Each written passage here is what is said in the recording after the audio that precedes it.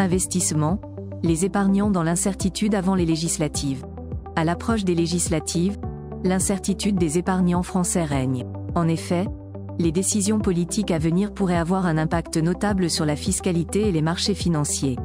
Face à cela, bon nombre d'investisseurs font appel à un conseiller de gestion de patrimoine pour essayer de protéger et d'optimiser leur investissement. Explication. Conséquences des programmes fiscaux et économiques selon la situation individuelle de chaque épargnant. La dissolution de l'Assemblée nationale inquiète de nombreux acteurs, notamment les épargnants. Mais, dans un contexte politique instable, il est inutile de céder à la panique. En effet, les programmes fiscaux et économiques à venir n'auront pas les mêmes impacts sur les épargnants. Certains pourraient être plus affectés que d'autres, d'où la nécessité de se rapprocher d'un professionnel comme Fortuny qui, selon la situation, ajustera la stratégie patrimoniale. Il convient d'ailleurs de souligner que pour l'heure, aucun mouvement de panique n'a été relevé. Les épargnants s'inquiètent principalement sur d'autres sujets tels que les scénarios fiscaux, l'éventuel investissement à l'étranger, la réaction des marchés. Des questionnements sur les actes patrimoniaux et la fiscalité.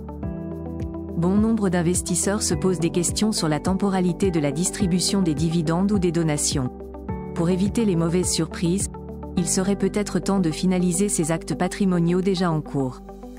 Il pourrait également y avoir des changements au niveau de la politique fiscale. La flat tax ou le prélèvement forfaitaire unique PFU s'élève à hauteur de 30%. Ce dispositif, qui est bénéfique pour les contribuables dont les revenus sont significatifs et soumis à des taux marginaux d'imposition de 30, 41 et 50%, pourrait disparaître. La crainte d'un retour de l'ISF. L'ISF ou l'impôt sur la fortune est un dispositif fiscal qui touchait les contribuables dont le patrimoine est supérieur à 1,3 million d'euros. Compte tenu de son absence dans les autres pays, cet impôt entraînait régulièrement la controverse.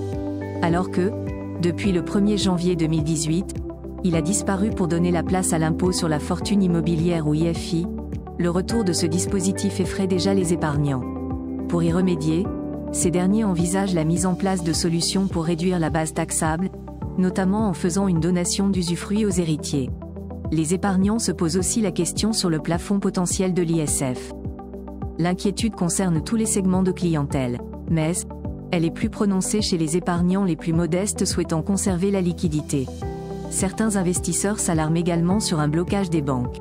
Bien qu'il soit recommandé de ne pas perdre son sang-froid face à la situation, des acteurs financiers, pour sécuriser leur patrimoine, commencent à prévoir des changements d'allocation.